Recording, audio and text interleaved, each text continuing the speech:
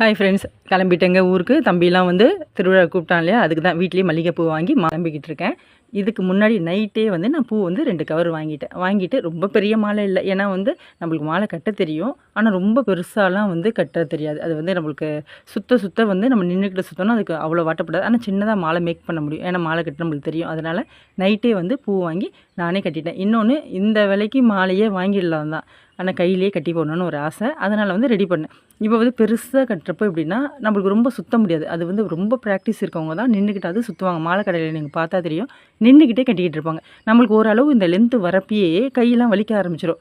ஒரு முழத்துக்கு மேலே கட்ட ஆரம்பித்தாலே இந்த கட்டுக்கு வந்து கை அந்த நூலை பிடிச்சிட்ருக்கோம் இல்லையா, அதுலேயே வந்து கை வலிக்க ஆரம்பிச்சிடும். அப்போ என்ன செய்யணும்னா, பாதி அளவு கட்டிட்டு அப்படியே கட் பண்ணிடணும். நூலை ஓரளவு விட்டுட்டு கட் பண்ணிவிட்டு திரும்பவும் கட்டி ஜாயின் பண்ணிக்கணுங்க.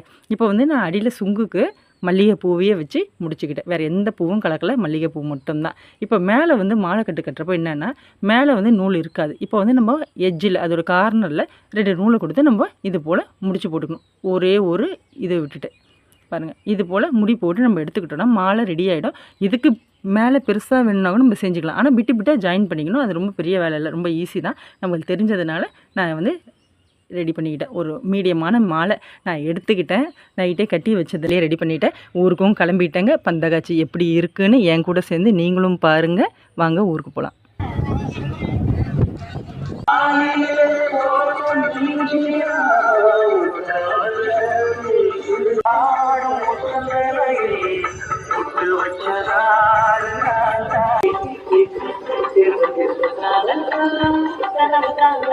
ஒரு வழியாக வீட்டுக்கு வந்தாச்சுங்க. வந்துட்டு வேலை இந்த பிள்ளைங்க இந்த மரத்தில் துணியை வந்து ஊஞ்சல் கட்டினது தாங்க. சரி, அவங்களும் அவங்க வேலையை பார்க்கட்டும். ஏன்னா தங்கச்சி குழந்தைங்களாம் வந்திருந்தாங்க. நான் வந்து ட்ரெஸ் மாற்றிட்டு கொழுக்கட்டை செய்ய உட்காந்துட்டேன். ஏன்னா நம்ம வந்து அதுக்கப்புறம் வந்து சாமிக்கு நைட்டு படைக்கணும் இல்லையா, பால் கொழுக்கட்டை, இலை கொழுக்கட்டை, அப்புறமா வெல்லம் போட்டு பொங்கல். இதை வந்து சாமிக்கு தண்ணி அள்ளி விட்டுட்டு சாம்பிராணிலாம் போட்டுட்டு நாங்கள் அதுக்கப்புறமா கிளம்பி கோயிலுக்கு போயிட்டு பந்தகாட்சிக்கு சாமிக்கு வந்து மாலைலாம் போட்டுட்டு அங்கே கொஞ்சம் நேரம் வந்து இந்த வாட்டி வள்ளி திரும்பணும். அப்புறம் கொஞ்சம் பேசி ஒரு நாடகம் போல் போட்டுருந்தாங்க.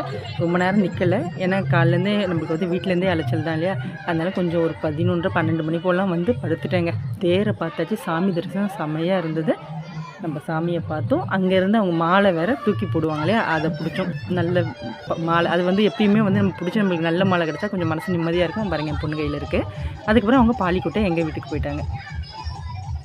மறுநாள் வந்து பாலி கொட்டுறது, அதை கொட்டிட்டு என் பொண்ணுக்கு வந்து இப்போ செமஸ்டர் ஸ்டார்ட் ஆக போகிறதுனால நாளைக்கு தேர் வந்து நாங்கள் பார்க்க முடியாதுங்க. ஏன்னா நாங்கள் தஞ்சாவூருக்கு வந்தாகணும். பிள்ளைங்க படிக்கணும் 2 நாளாவது. அதுக்காக நான் தஞ்சாவூர் கூப்பிட்டு வரேன். 2 நாள் அவங்க ஏற்கனவே என்ஜாய் பண்ணிட்டாங்க. போதும். பிடிச்சா லைக் பண்ணுங்கள், பிடிச்சா ஹை பட்டனை அமைக்க விடுங்க.